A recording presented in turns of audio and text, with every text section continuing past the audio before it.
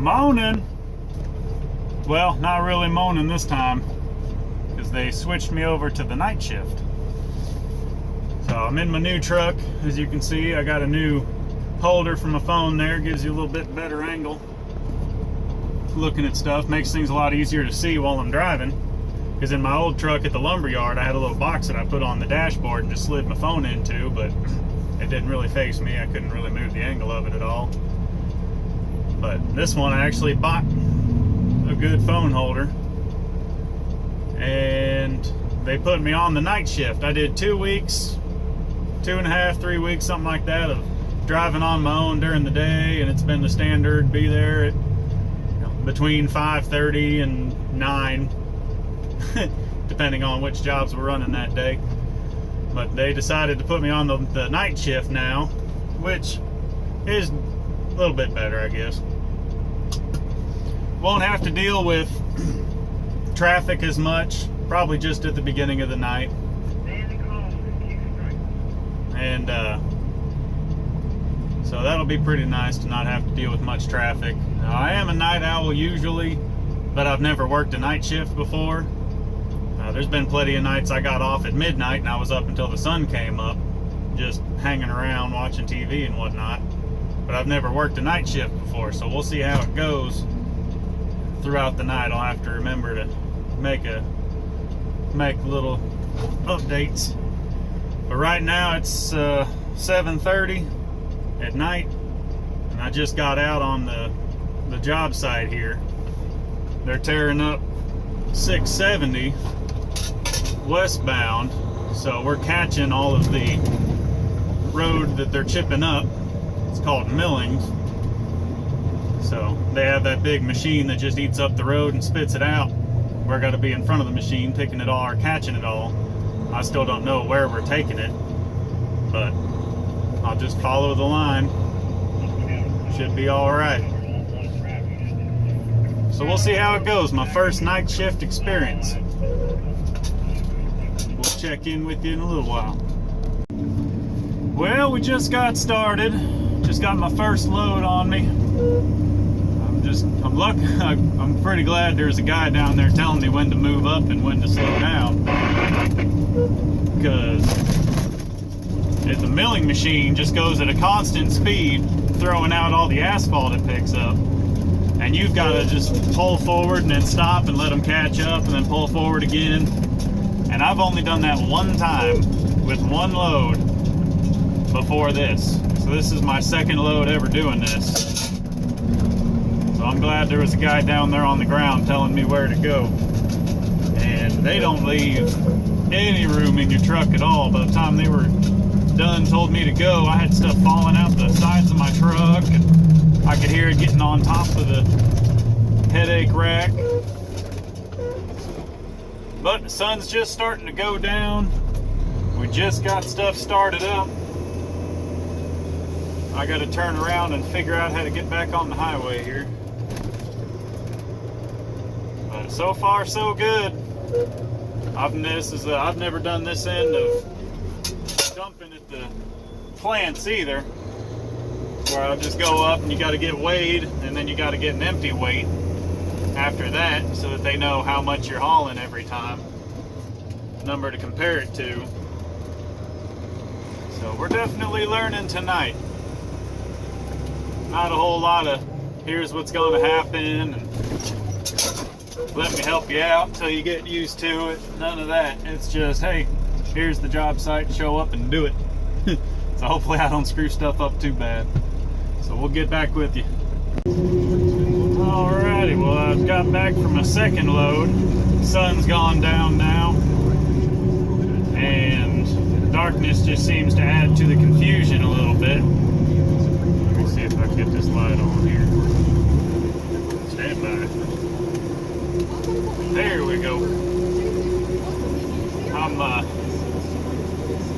I was waiting in line for a little while because we had a ton of trucks that were coming in, getting back from the plant, and I guess there were 3 milling machines out there that I guess two of them ran out of water, and the other one, I don't know where it is. But we were just lined up all over. We had a bunch of trucks waiting, but no trucks leaving. So we just sat and back and forth and back and forth and going up and down the road and not knowing what in the world's going on. Then they finally got one of the machines back up, so I said, screw it, it's right next to me, I'm jumping in there. So I jumped in and grabbed another load. We'll just see how the night goes from here. Hopefully it'll smooth out, because right there at the beginning, it tends to get a little herky-jerky and a little confusing until we finally get into a groove. But then once that groove gets started up, it seems to go pretty smooth. So far, right now it's 9:48. Not too tired yet. Still haven't dug into my food or nothing. Man, this truck is heavy. It's swaying. So we'll just keep on keeping on.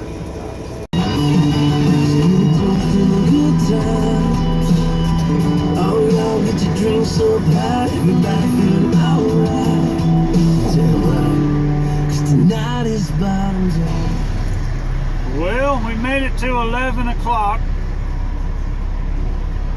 And surprisingly, traffic is pretty bad right now. But that's probably just because of the road closure right here. Coming down this area of the highway, it's a big old tangled up mess of different highways that all empty into the same spot. You've got this highway turning into that highway, or you can go to this highway that branches off to 3 or 4 more highways, or you can go over there. That branches off into 2 or 3 other highways. Plus they've got two left lanes closed down for the work we're doing. And the Royals game just let out a little bit ago. People are seeing some flashing lights up ahead, because I'm not sure why, but for some reason there are some cops that are hanging out at the entrance of this little job site spot.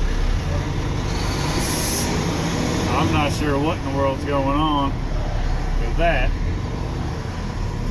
but just gotta sit and wait. Luckily I get paid by the hour. Some of these guys out here get paid by the ton, so they hate sitting in traffic, because if they're not moving a load, they're not making any money. But for me, I get paid by the hour, so I've just got to sit and be patient. Just dumped my 3rd load back at the plant. So far, so good. Well, we've reached past midnight. Still going good. Look at the lights in this truck. This cab has awesome lights. Most of the time they didn't work in the other trucks that I had. And I always worked during the day, so I didn't need them. Taking me a little lunch break. It was cold hot dogs and veggie straws. They taste like potato chips, but I don't know, a little different shape. But waiting in line. Traffic's finally gone, so it's a lot easier to get in and out of here. Still doing good, not getting tired yet. Have a bottle of water. I haven't really had to dig into the coffee or anything yet. I imagine that'll come at some point, but at least I got it. Better to have it and not need it than need it and not have it. Yeah, something like that. So I'm gonna wait and get another load. So far, so good.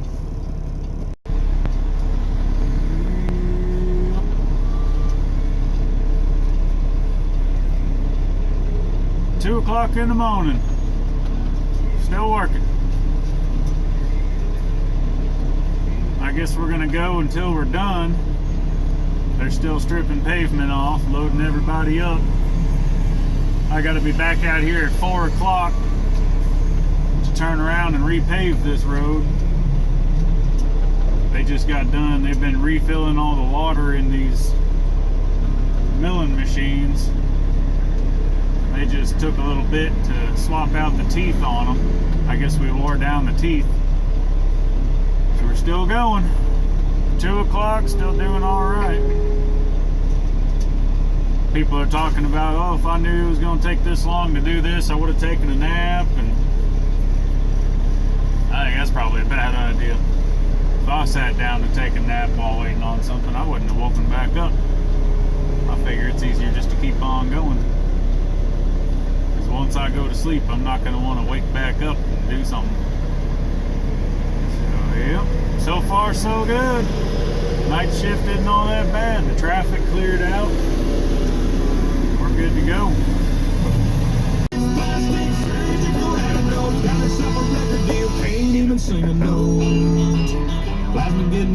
Oh my my. Almost 4:30. Still going. Got most of the street done. They're taking out like a little 2-inch strip down the curb. They're finishing the ramp up on 35. And then they got this Broadway exit here. Are almost done. I heard we're a little behind schedule on the radio. I guess the asphalt crew was wanting to start around 3 or 4 repaving the deal, but we're still not done clearing it yet. So, as of right now, I've got less than 12 hours. Too damn much. Let's see, I've got about 10 and a half hours until I've got to be back here hauling asphalt. Go home, take a quick nap, come back. It'll probably be another maybe another hour or 2 till we're done here. So the sun will be up and all by the time I get home. I'll get there and take a shower, take a nap, get back up, come back to work. I guess we're just getting right into the busy season. Started getting a little tired a little bit ago. I munched on some chips. Got a little bit of pop in me. Sipped on some water. It helps out. Oh my my. Night shift isn't that bad though. It's pretty peaceful being out and about after dark. I'm just hoping, well, all the drinkers should be home by now, because over on this side of the line the bars close at 3, and I started noticing traffic was picking up around 3. I figured, well, once the bars close, there'll be some more people on the road. Saw a couple of people swerving a little bit, but then they got right off the road, took an exit, so that was good. They should all be home and passed out by now, so it should be some smooth sailing. Thank God I'm a country boy. Well, I got me a fire mark, I got me on fiddle. When the sun's coming up, and I can't on the griddle. Life ain't nothing but a 40-40 riddle. Thank God I'm a country boy. When the work's all done and the sun. Well, the sun's coming back up. We got the whole thing, all the asphalt all tore off. Hey, they cut stuff off. Right now, headed back to the shop, 5:38 in the morning. It's only going to be a few hours before I'm back out here. I got to get back to the shop and get my truck all shut down, do my paperwork. Probably get home about 6:30, take a shower, lay down, get back up, be back at the shop at 3. But wasn't too bad. Pretty relaxed night. Not a whole lot of excitement, lots of confusion. But night shift isn't all that bad. I was worried about having problems staying awake, adjusting to it, but shoot, as long as I got something to sip on, some coffee, some water, got some tea, wasn't too bad. So I'm gonna get on home. I'll talk to y'all later. We'll see y'all on the next one. Y'all be good. Well, here we are about a week later, because I forgot to do videos on that second night shift from the second day that I was working that. The original segment that you just saw was that first night, and then I went home, got home about let's see, what was it? About 6:30, 7 o'clock in the morning. Took a shower, went right to bed, and got right back up at 2. Got everything ready, loaded up the cooler with water and pop and all that stuff again. Went back to work and was back at work at 3. So I got 7, 8, 9, 10, 11, 12, 1, 2. Got about a 7-hour nap out of the deal. And after, I got home, took a shower, and also it was really about a 6-hour nap. And went back to work, and it was switching from the millings where we tear up all the road to going to the plant first and grabbing more asphalt to go repave the road. And I got there and there was a lot of confusion, and there was a machine there that I had never even seen before, because I had 3 days of training when I started this job. And that kind of got the gist of it with I did 1 load of millings so that I got a little bit of familiarization with it. And asphalt, mainly that's what we do. Back up to pavers, dump it in the paver, get pushed along and pave the roads. But I had never even seen this machine before. And I pulled up and I watched a couple other guys do it, asked a few questions. But then when it was my turn, it was right after they had reset the machine to where the machine was in one lane, but the paver was in the next lane over. And I told the guy on the ground, I said, I've never even seen this machine before, so you're going to have to explain this step by step and hold my hand throughout the whole process. And he kind of explained what it did and said, well, it's not much different than dumping into a paver. But right after they had reset right there were a bunch of bridges and overpasses. And so I was going, lifted my bed up, went a little bit, dropped it down, went a little farther, lifted it up, go a little farther, drop it down, go a little bit, and then dumped all the way up, got everything out of there. But you weren't allowed to be in this lane because they had some oily tack stuff. It's like road glue that they had dumped over there. And I guess that's the point of that machine, is so that you don't drive on that stuff. You can be in the next lane over when you're dumping into there. And that was an even longer shift than the first one. The first shift was about 11 hours-ish. Well, the second shift that I worked, the very next day, got back at 2, or woke up at 2, was back there at 3, and at 3 o'clock in the afternoon, I didn't get off until 8 o'clock the next morning. I had heard rumors that there was another crew coming in to relieve us at 3 a.m. So our 12 hours was done, we were going to hand it off to them, and we were going to go. Well, I went through 3 road crews because that crew never showed up. I showed up at 3, got out there at 4, and they swapped out road crews at 5. So I had that first crew for a little bit, they swapped out at 5. I had that crew all the way until 5 in the morning.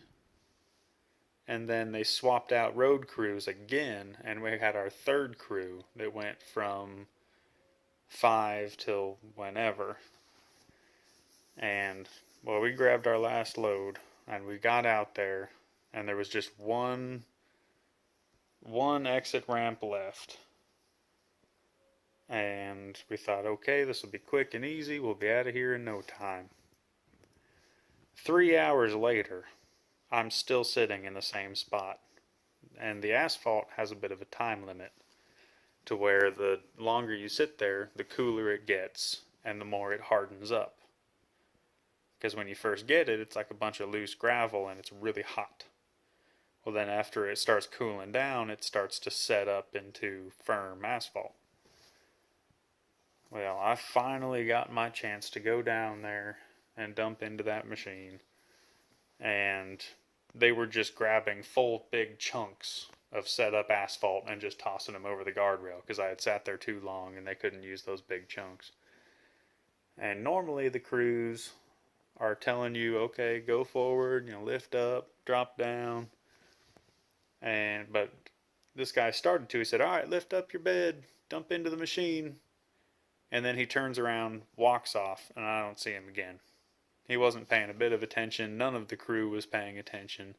Nobody was telling me you're about to hit a bridge. I had to look out the window and adjust it myself. I had to, look over at the guy running the machine, and he had to tell me what to do because the guy on the ground wasn't paying a bit of attention. But that day was a little rough because after 16 hours, and I didn't bring any food that day, so 16 hours with just sipping on pop and water and a little bit of tea, I was getting pretty fatigued. I was getting tired. The sun had come up, traffic started going, and we were still there. And once I finally dumped my load, I said, does anybody know if we're getting another load or if we're going home? They said, well, we don't know. So I called the guy at the plant to see if he needed me to stick around. Of course, they didn't answer, so then I had to drive all the way back to the plant. Still couldn't get a hold of anybody, but there were some other trucks out there, and they said there were 2 or 3 trucks that said they got there at 3 a.m., but they were put on hold. They were just sitting there. And at that point, they had been sitting at the plant for 5 hours while we were still running loads back and forth. So I was tired. I was a bit annoyed and irritated that I couldn't get any information out of anybody. I couldn't call the boss because it was Sunday morning. He's not going to answer his phone. And so I said, you know what? You guys are here on hold. I'm going home. I was tired. I was hungry. My whole body was just shaking because I had been working for so long with no food, no nothing. And so I started going home, and somebody gets over the radio as I'm pulling out of the yard. And they say, hey, where are you going? I said, well, I was thinking about going home. He goes, well, what do you mean? We're on hold. I said, I've been here since 3 o'clock yesterday afternoon. He goes, oh, never mind. I just got here at 3. I thought you were part of our crew. So I went home. That night shift was a little bit harder. I was short on sleep when we started. It had been 16 hours since I'd started. And I got home, planned on just getting home, take a shower, and then make sure I get to church. And then I had a Mother's Day thing to do after that. So I said, okay, it's going to be a long day, but we'll get through it. Well, I took a shower. I sat down on my chair just because there was a little gap between then and when we leave for church. Started watching TV and I was out. Couldn't stay awake. So unfortunately I had to miss church that day because I figure it's better to not go to church than it is to go and fall asleep during church. So I just stayed home and took a little nap, and then we got out to the Mother's Day deal after that.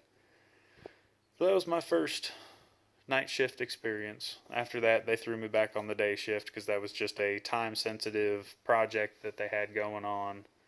This past weekend, they were supposed to do 670 East because we were doing 670 West before.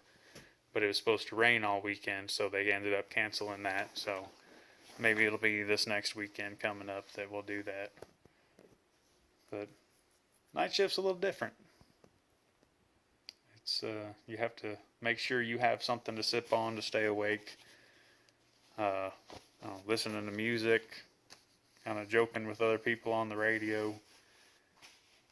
A little harder, you have to actively try to stay awake instead of during the day you're just awake and going. Because during the day 12 hours is nothing. But at night 12 hours is way different because you're trying to stay awake. And you're tired. And you're switching sleep schedules and it all plays together. But overall night shift wasn't that bad. Plus I got an extra $2 an hour for doing it. So hopefully that helps somebody. This was my first experience with it. So, there you go. We'll see you on the next one. Y'all be good.